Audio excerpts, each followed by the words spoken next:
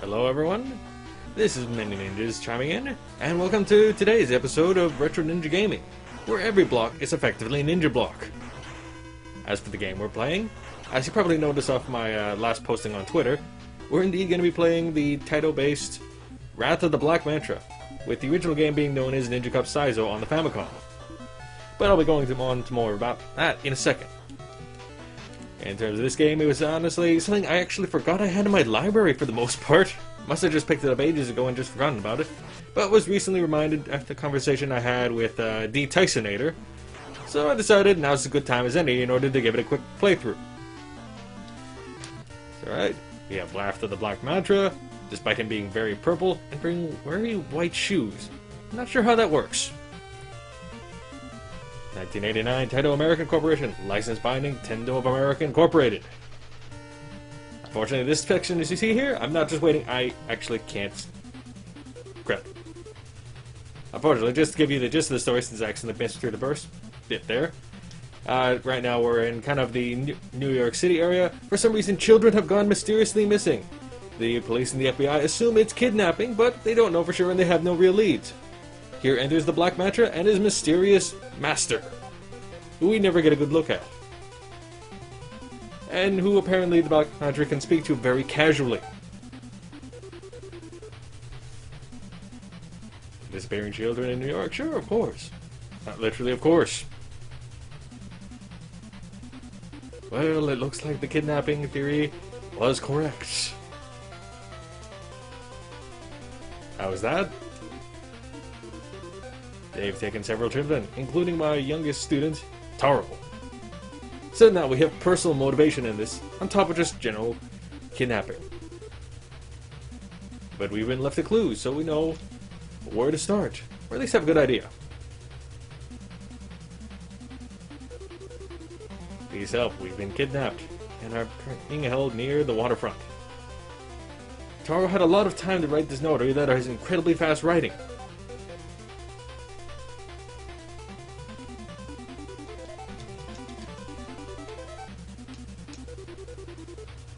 And apparently they can speak without punctuation. Oh wait, no. This sentence actually kept going. Forgot about it.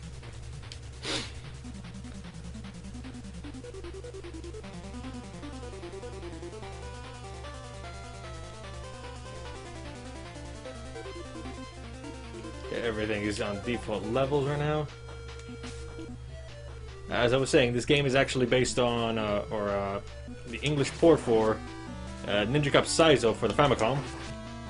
And there's actually quite a few differences between Taito-published and Wrath of the Black Manta here.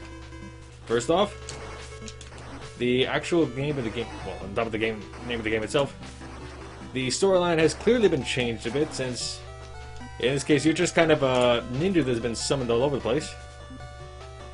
And in the original game, you were actually a police cop who just happens to be a ninja. And rather than the unfaced master that is giving you instructions, you're being given a job by the commissioner, I believe, in order to help solve everything. Additionally, there's a lot more animated cutscenes in Taito-published than you see here. And generally, everything is in a much more kind of a simplistic animated style, which will become a little more. Well, unfortunately, I can't say it will become more clear, but the original animated style, which was honestly pretty simplistic, it didn't really look that great, I'd have to be honest. But they had a lot more animation to it. In case you're wondering why I'm shooting at the wall, we haven't been properly introduced to it because we haven't talked to any of the kids yet. But generally, the basic premise for all the secrets in this game are just shoot a wall 4 to 5 times and wait to see if something happens.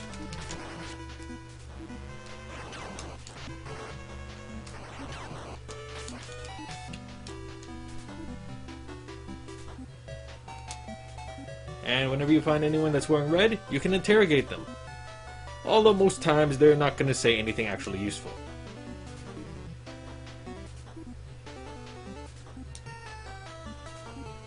In the original interrogation scenes in the Taito-published, you actually had the Black Manta actually physically grabbing these generic ruins by the neck and kind of interrogating on the spot, where here you just have some disembodied heads that are talking the whole time.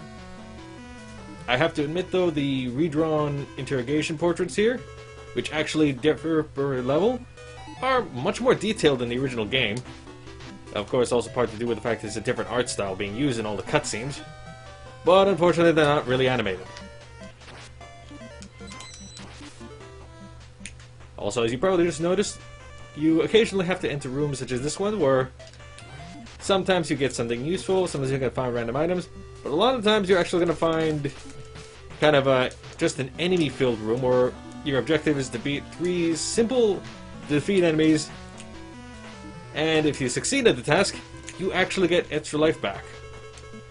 And the best part of those, you can re-enter those rooms as many times as you want in order to get life back and get yourself all the way to full health.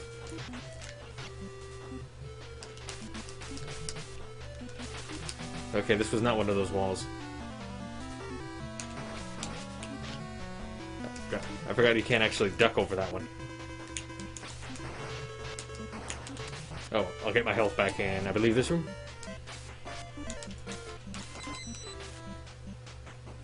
Yeah, even though I took a hit or two, I'm still back at full health.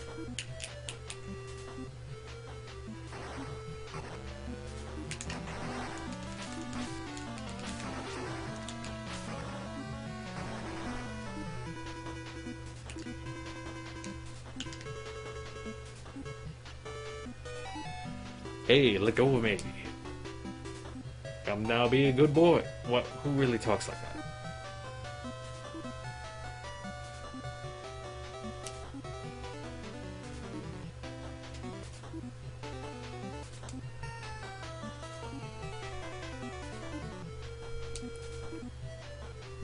Basically, if you want to get an idea of how the general plot works in this game, you have to interrogate these guys.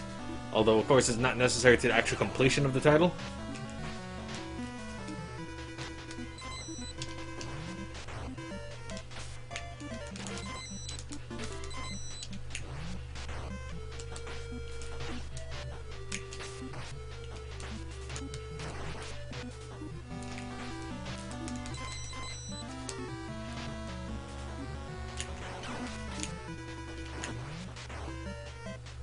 Here's one of the rare life items here. Basically what that one does is it restores you back to full health. Or at least a large chunk of your health back. I've never actually had to use it from basically no health left.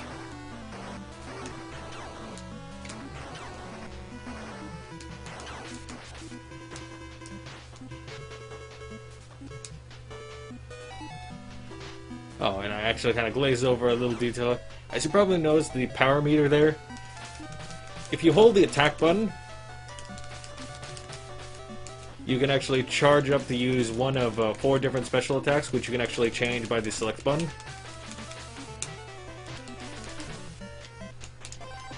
And in hidden rooms, you can actually find additional power items that will increase the amount of power or amount of charge you can do, which will affect how certain specials actually work.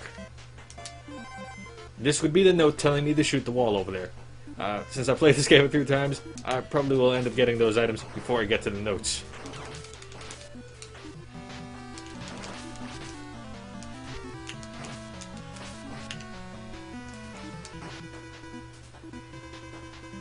Alright, I'll talk. Tell me everything you know. I don't know anything. You wasted my time. They tend to do that a lot, actually, in this game.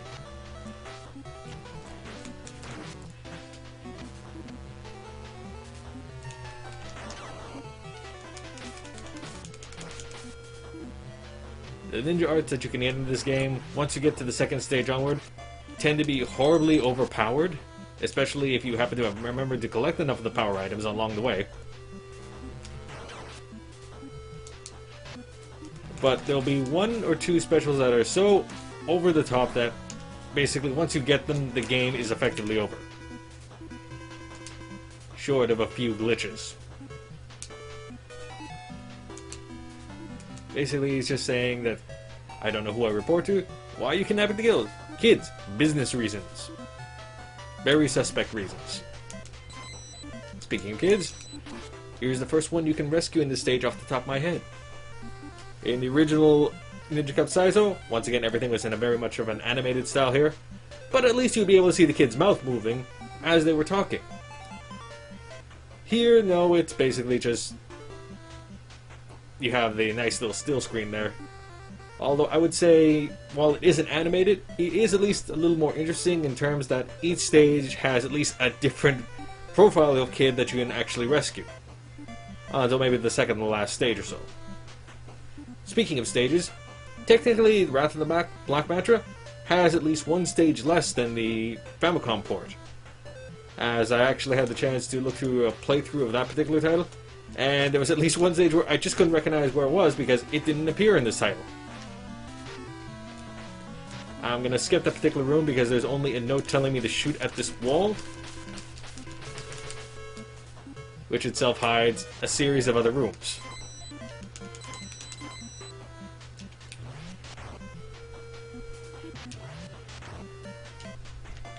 That's a life item. I'm going to skip that until I really need it. Assuming if I need it.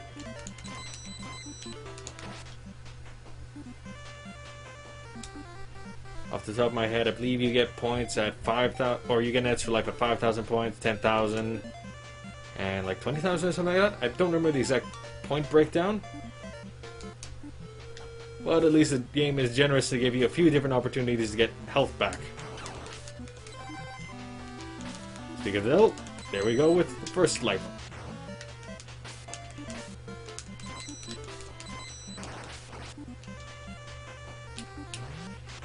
Yeah, unfortunately, you do get contact damage in this game.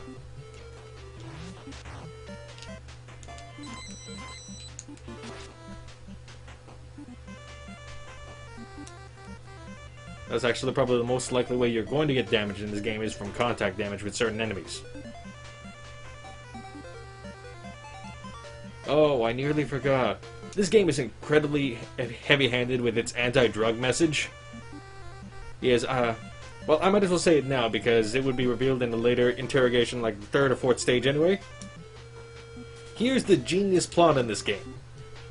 So you have the bad guys that are kidnapping all these kids. As I glitch into a barrel there. But the reason they're kidnapping the kids is so that they can pretty much bring them into a drug cult and effectively brainwash the kids into becoming dope dealers. Because you need to brainwash kids into a drug cult in order to accomplish that.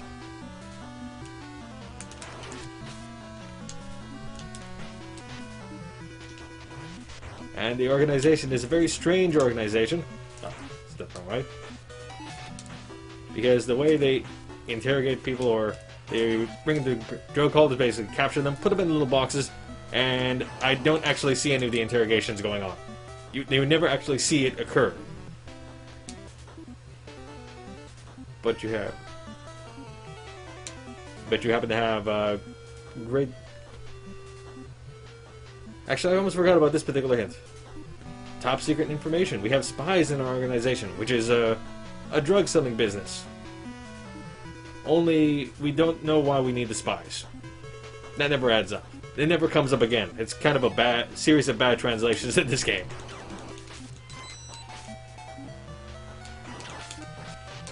But yeah, in order to accomplish this, we have a bunch of different heads within the different area. Like the first boss here, which I'm not going to describe until we actually see him. But is effectively a very useless fellow.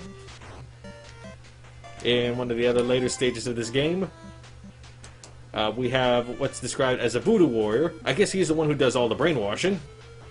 Although he's an incredibly easy boss. We have a series of robots. We have ninjas. Evil ninjas, of course. And, of course, we have the head of the organization, which I actually just mentioned as one of the other changes. The final boss for this game does not appear in the North America or the Famicom port. But I'll go into the details of that once we reach that boss.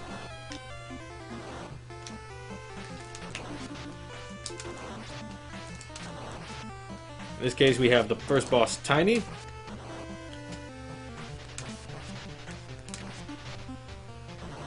Whose sole weakness is his head. If you shoot him anywhere else, he won't get damage.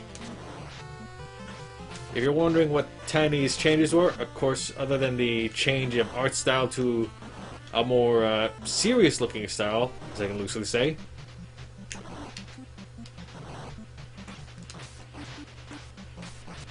the other big change is that he actually lost the means of attack from this port, since the original game had him in smaller graphics, which allowed a bit more animation.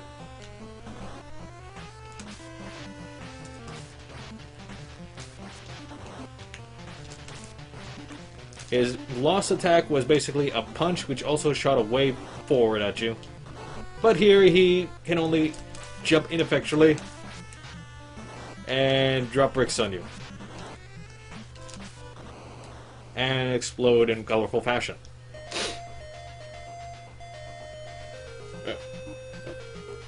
Kind of itchy with the mustache right now, which you can't even see underneath the mask anyway. In between the stages here, in the Ninja Cup Saizo, you'd actually be talking to one of the kids that would help fill in some of the gaps of what the plan was. Plan as much as it could make sense anyway. But here, no, you talk again to the master and get a new skill, and you have the generic thug of the stage talking to your boss, or to their boss, who in this case we actually get to look at. In the original game, he was hidden behind a curtain, but you could see the end of his dress jacket. But here we actually get a good look at who the boss is, and a bit more elaboration as to what's going to be going on in the next stage. In this case, we're going to Japan, because in this crazy drug cult thing, we have enough funds to hire ninjas.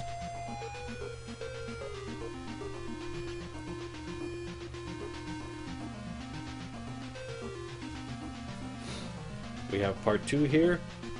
This will be the second stage. Oh, I need to leave the fire ring here, although just a proof of concept. We've gotten a few additional magic skills or ninja arts in sections B and C. Ground fire and spider. In this case, ground fire was the original. Spider lets you dig underneath the ground to kind of burrow underneath and possibly skip some enemies, although I don't see how it works too well. And under the B section, you have the original one, the fire ring, which is a spinning little projectile thing, and invisibility, which, once I demonstrated, is the most broken thing in this game. First, we need to hitch a ride. That was not the right ninja art to use. Okay, we need to wait for this to wear off.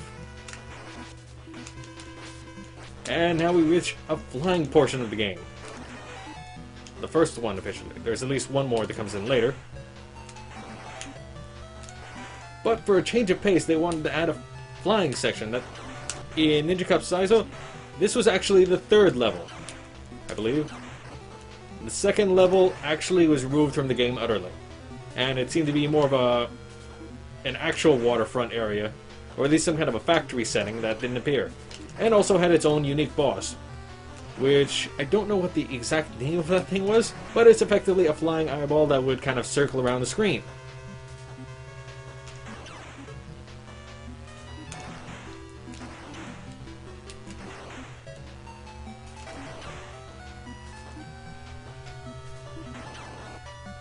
I would also swear that in the original Famicom thing, there were also more ninjas trying to fly at you. Okay, let's actually switch to ninja arts. We don't need the fire ring right now, so we're going to go with invisibility. Need to let this wear off. Here's the trick with invisibility. As I picked the wrong ninja art again, or actually use it. The D-pad is a little selective at times with how it reacts. Invisibility does not make you actually transparent to the enemy, but makes it so that 90% of their attacks can't actually hit you. And that is one ugly bastard.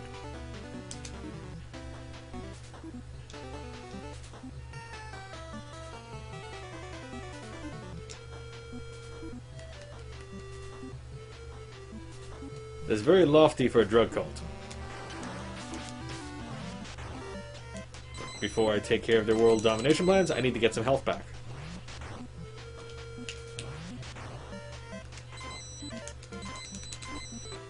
Okay, back to full health.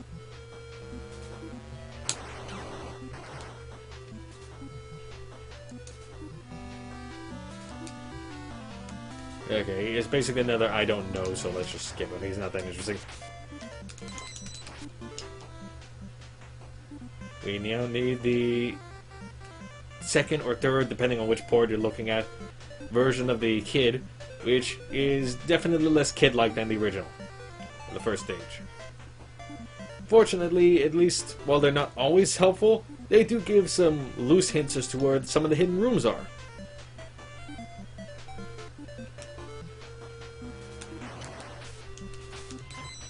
In this case, what that kid was just telling me was to keep going down this way, and not only do I find another note by Taro,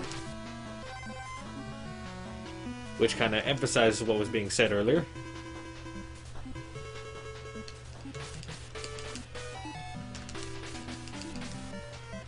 I also find one more enhancement for the POW bar, rather.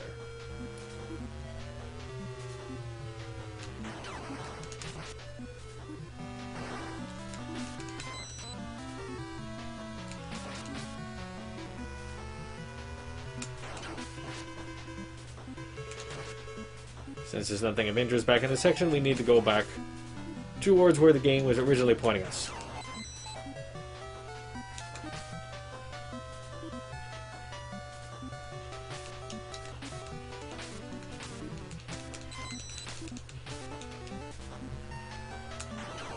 Alright, just gonna use invincibility to get by there, because otherwise these guys will actually prove quite a huge pain.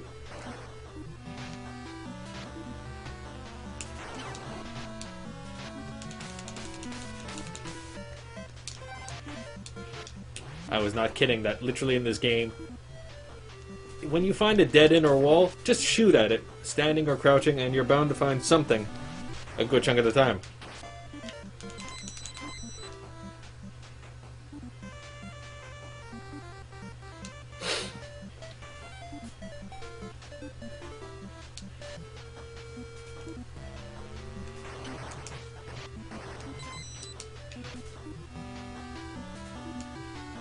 Actually, we'll just skip them. Oh, why'd that one actually hit me? That must have been just because I was just exiting the mode.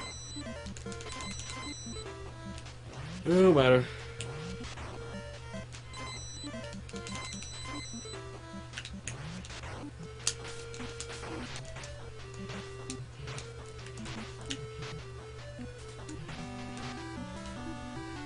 Yeah, I forgot the collisions in this game are sometimes special, especially when you're doing platforming sections.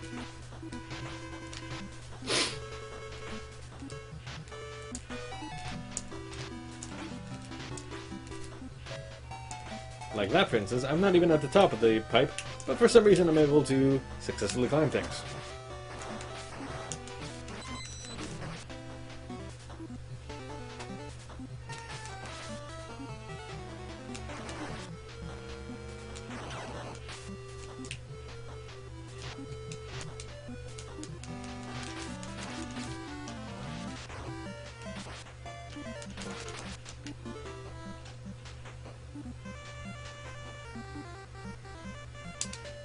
I'm letting this one go because it's another example. They literally do their Android drug message each and every time, or it's constantly throughout the game.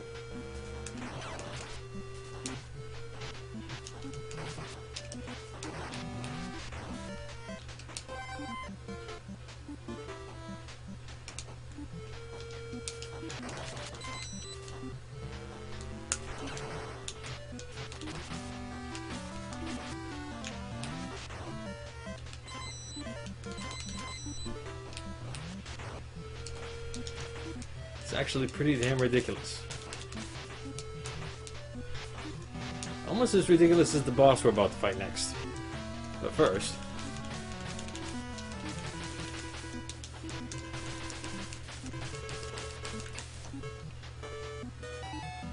Yep, secret room as promised. It's actually just a health item, so it wasn't a necessary trip. But you never know when it's going to be a health item, or if you happen to have a kid that's in there. Really useless, I had another health item here.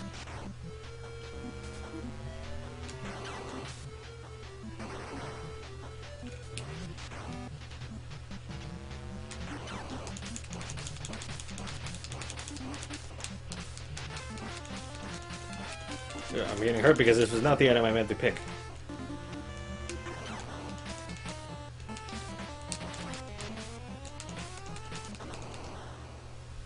Oh well. If I had managed to properly select the invisibility, that would have actually gone much smoother because I could attack them with a knife basically at point-blank range, which does much more damage. And now we actually get a new ninja art, the Firebomb, which will turn out to actually be somewhat ridiculous and poorly descriptive once you see what it is. And now we have more exposition, basically what happens. The henchman for the second stage, or third, depending on which port playing, explains that the ninjas just got wrecked.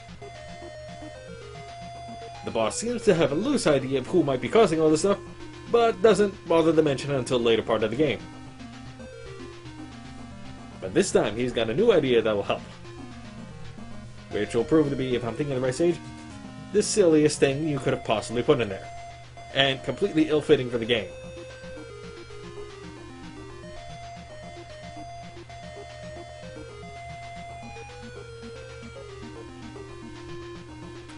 And just like Tiny, he's asking to have all the ninjas brought back to headquarters. Which I assume is in New York, because that's hypothetically the main place of everything.